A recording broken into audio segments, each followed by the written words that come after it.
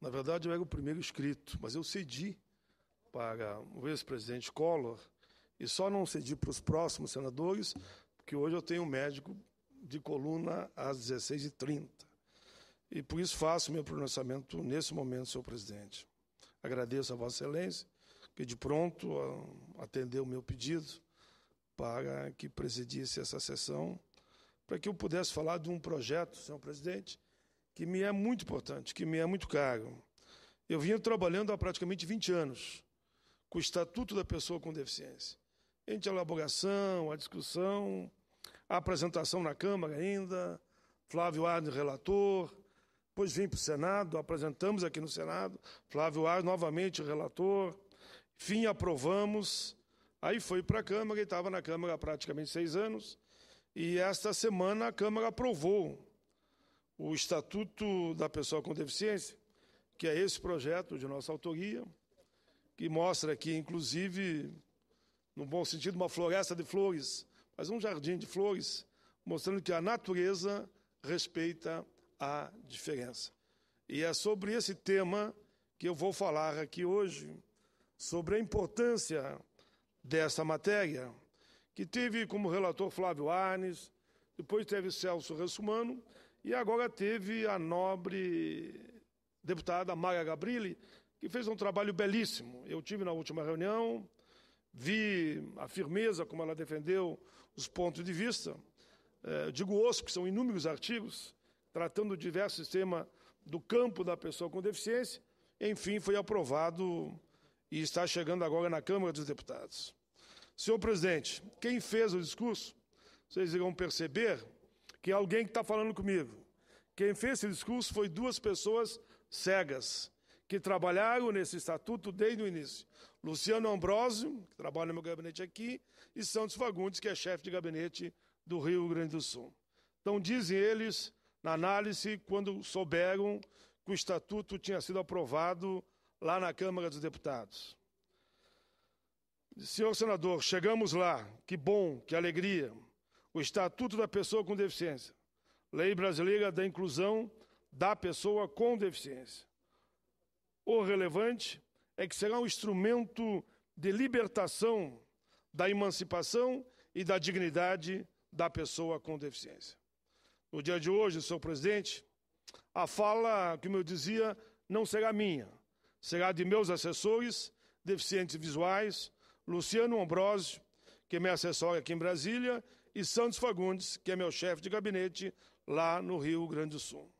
Os dois acompanharam o estatuto e embalaram como se fosse um bebê, que eles estavam, desde os primeiros meses de vida, ajudando a se tornarem um adolescente e depois adulto. Dizem eles, nós lembramos bem, senador, Paim, no início, não foi fácil. Alguns não queriam. Diziam que a pessoa com deficiência não precisava de uma nova legislação. Existem aí centenas de leis, embora todas esparsas. Como se a legislação não precisasse de uma constante renovação, uma constante atualização. Aprimorar, senador, não significa desconsiderar as conquistas, mas apoiar-se nelas e avançar ainda mais. Não podemos esquecer nunca do grupo de trabalho coordenado pela Secretaria Nacional de Direitos Humanos, o empenho fundamental, na época ainda, da ministra Maria do Rosário, e a entrega pessoal de toda a sua equipe, a entrega de corpo e alma de toda a sua equipe, que contou também com a participação dos membros do Ministério Público. Juristas convidados, membros do CONAD, assessoria de parlamentares, deputados e senadores, todos envolvidos de forma coletiva na construção do Estatuto. Por diversas vezes, mencionamos que o GT não era apenas uma equipe de trabalho. Com o resultado de diversos encontros, nos tornamos um grupo de amigos, amigos que tinham uma razão naquele momento de estar ali, ou sentado, ou caminhando, ou discutindo, e muitas vezes de forma muito forte, muito dura, mas buscando de forma prazerosa o melhor para as pessoas com deficiência. A trajetória do Estatuto, como um todo, foi estimulante, foi um desafio. Foram inúmeras audiências, construídas e discutidas, não tem como não aqui lembrar, principalmente pelo relator aqui no Senado Federal, que foi Flávio Arnes. Como não lembrar também dos debates que enriqueceram e subsidiaram o projeto quando o relator foi na Câmara, Celso Russomano. Lembramos ainda, senador Paim, de outro projeto nosso que virou lei, que tivemos a alegria de ajudar a construir e lhe apresentar. Foi a norma 11.133 de 2005, que instituiu, dia 21 de setembro, o Dia Nacional de Luta da Pessoa com Deficiência, início da primavera. Referimos-nos a isso para falar da importância da luta e da participação, tendo como sujeito as pessoas com deficiência, para o avanço dos direitos e das conquistas. Nós não podemos ficar em casa esperando que as autoridades elaborem leis e formulem as políticas para nós. Precisamos ir à luta, mostrar nossa cara, a nossa competência, apresentar nossas demandas e nossas soluções. Por diversas vezes conversamos com a deputada Maia Gabrilli, diversas vezes conversamos com Vossa Excelência, diversas vezes conversamos com o presidente da Câmara, do Senado, pedindo a inclusão numa via de mão dupla. As mudanças não vão ocorrer a nosso favor se não fizermos por nós mesmos, dizem eles, conforme compartilharam com tantos. Luciano e Ambrósio e Santos Fagundes são apenas dois nomes que eu estou citando. Podia citar 45 milhões, já que são 45 milhões de pessoas que têm algum tipo de deficiência nesse país. Mas um dos méritos do Luciano é escrever poesia. E ele um dia escreveu. Ele disse: a vida me incluiu, porque eu também me incluo na vida, no coração das pessoas, nos sentimentos que acolhem, nas palavras que abrigam, nas ações que respeito, nos espaços que me cabem. A vida me incluiu, porque eu vou ao seu encontro. O encontro espaço ao seu lado sigo o meu sonho, o nosso sonho. Prosseguem eles dizendo: senador, espalhe aos quatro ventos. É o início dessa fala de uma nova era. Está aqui o instrumento de libertação. O Estatuto será, sim, um instrumento de libertação. Assim, senhor senador, a deficiência era a falta ou a perda de algum membro ou função corporal. Por essa ótica, as dificuldades, as restrições de participação enfrentadas pela pessoa com deficiência eram, nessa forma, resultado de um corpo fora do padrão, porque assim eles olhavam para nós. E o que era isso, senão opressão e preconceito?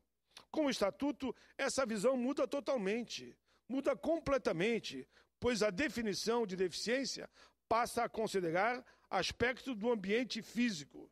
Isso significa que as barreiras com as quais costumamos a lidar no dia a dia são também responsabilidade da sociedade, dizem eles.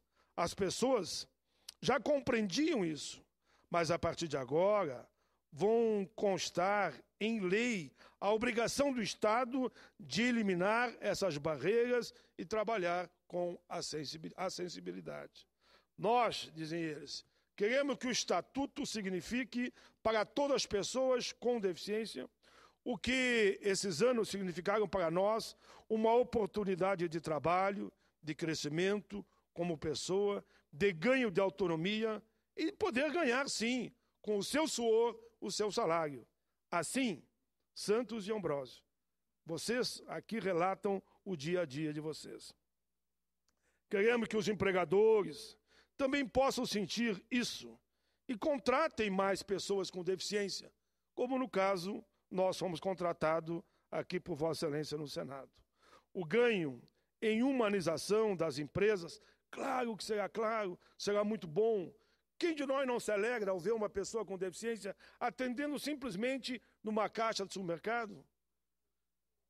Como não é bom quando eu fui na formatura de ambos na nossa querida universidade, uma no Sul e outra aqui, e ao contrário do que muitos possam pensar, a produtividade não será menor, será maior, que todos nós temos algum tipo de deficiência, e eles, cientes que têm algum tipo de deficiência, se aprimoram e produzem muito mais do que aqueles que acham que são, entre aspas, normais. O que precisamos, dizem eles, é só de oportunidade para mostrar toda a nossa capacidade, toda a nossa criatividade.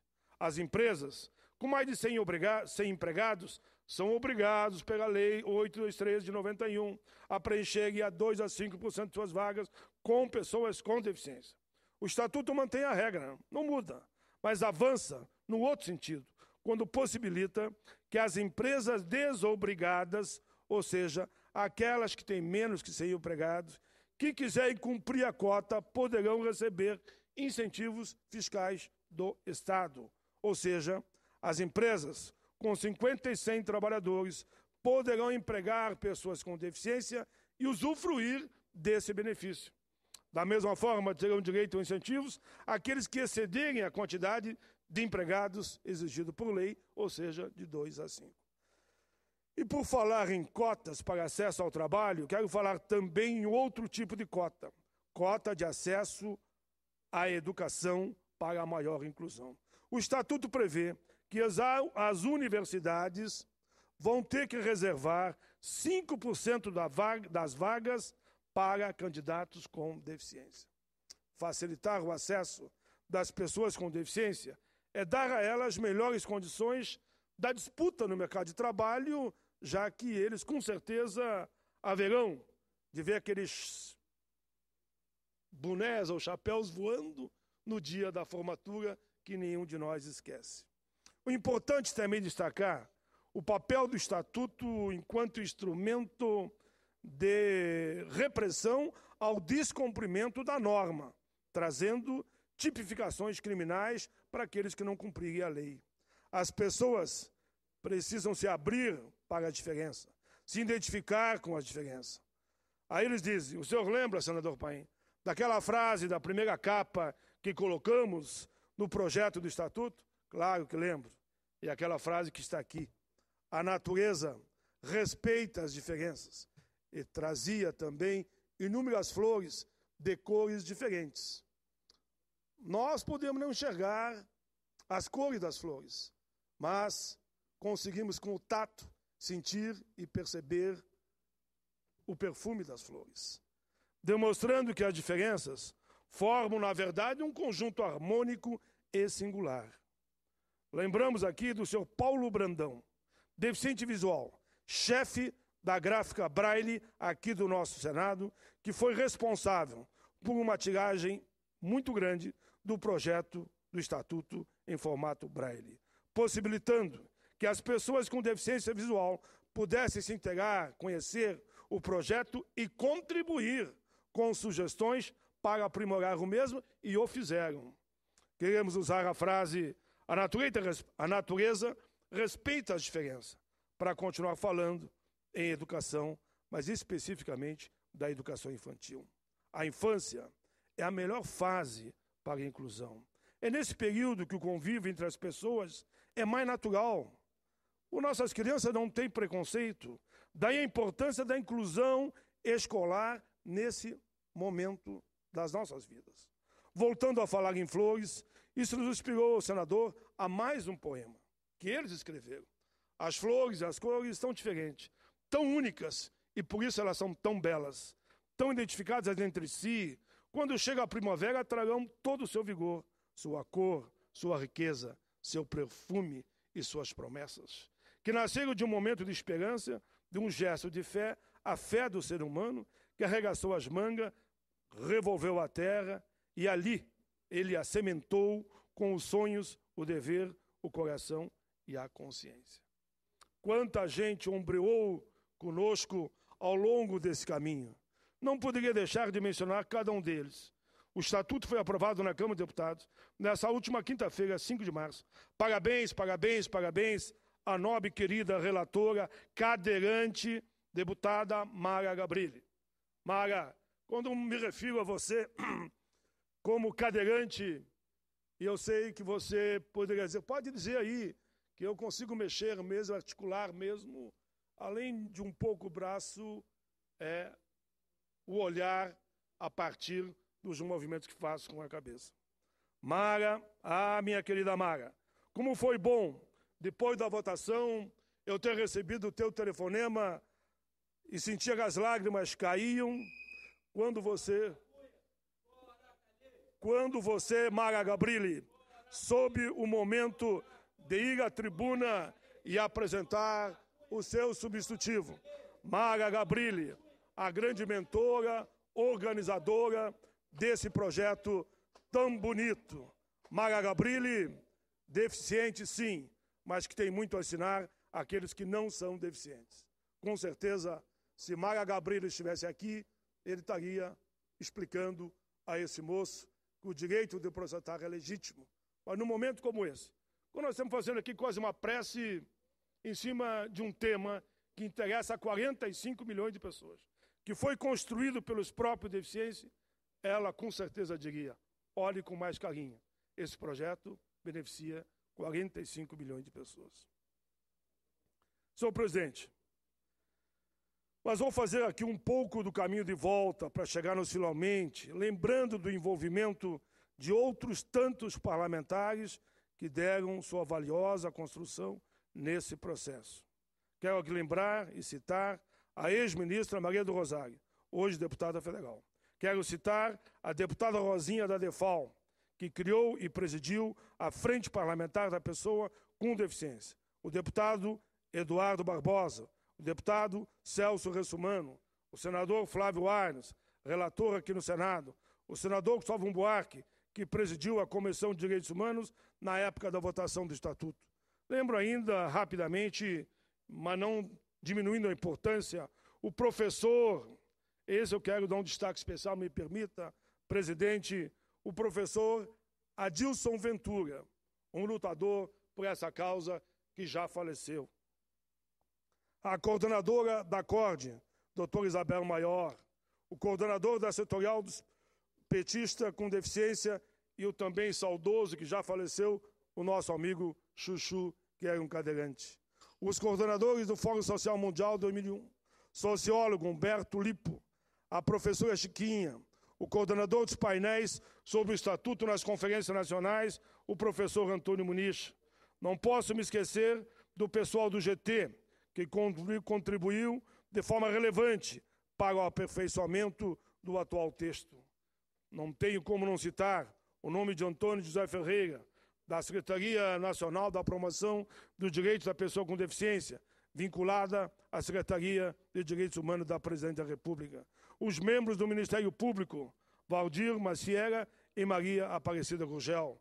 Os juristas convidados, professor Luiz Roberto Davi Araújo e Luiz Cláudio. O CONAD na figura do seu presidente à época, senhor Moisés Bauer Luiz. O ex-conselheiro do CONAD, senhor Roberto Tiné. Todos os assessores que integraram o GT.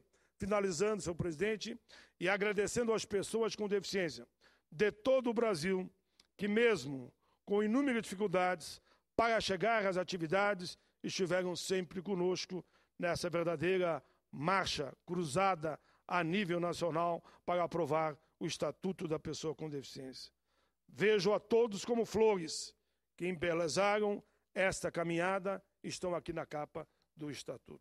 Encerrando as considerações, senhor presidente, eu lembro somente que foram mais de 12 anos tramitando, 8 anos fora do Congresso Nacional, mais de 12 anos de encontro, audiências públicas, debate na Câmara, debate no Senado, congressos, conferências, audiências públicas, grupo de trabalho e muito trabalho. Destaco a seguir, segundo o senhor presidente, apenas alguns avanços que o texto aprovado garantiu e que serão deliberados agora, claro, no último momento aqui pelo Senado. Na seara da igualdade, da não discriminação, saliento a proteção contra todo tipo de discriminação, exploração, violência, opressão, tratamento desumano e degradante. É assegurado à pessoa com deficiência o direito a exercer a guarda, a tutela, a curatela, ser adotante em igualdade de oportunidade como as outras demais pessoas. Por outro lado, é dever do Estado assegurar com prioridade o direito à saúde, à maternidade, à alimentação, à previdência, à educação, à profissionalização, à cultura, ao desporto, ao lazer, ao turismo, enfim, a todas as oportunidades que são concedidas aos outros cidadãos. Como forma de facilitar o atendimento, ficou assegurado a preferência aos serviços públicos, aos processos judiciais e administrativos, ao recebimento da restituição do imposto de renda em todas as situações de socorro. Na situação de risco e emergência, a pessoa com deficiência será considerada vulnerável para efeito de proteção e segurança. A habilitação e a reabilitação é um direito da pessoa com deficiência, devendo haver ações articuladas do SUS e SUAS para a plena promoção do direito. Da mesma forma, no âmbito da saúde, a lei assegura atenção integral à saúde em todos os níveis da complexidade, inclusive com atendimento domiciliar e oferta de órteses e próteses. O sistema educacional, senhor presidente, inclusivo, é prioridade em todos os níveis, com projeto pedagógico especializado que promove as condições de igualdade necessárias, incluindo a oferta de educação em Libras e Braille, bem como de profissionais de apoio escolar para acompanhar as pessoas com deficiência. Em relação ao direito à moradia, ficou reservado no mínimo 3% de unidades habitacionais para atender pessoas com deficiência. Garantia a acessibilidade nas áreas comuns e nas unidades térreas quando tratar de unidade multifamiliar. O trabalho é direito constitucional, por isso assegurado a livre escolha e ambiente acessível, inclusive incluindo a implementação de programas de habilitação e reabilitação profissional, respeitadas as habilidades e a vocação de cada um.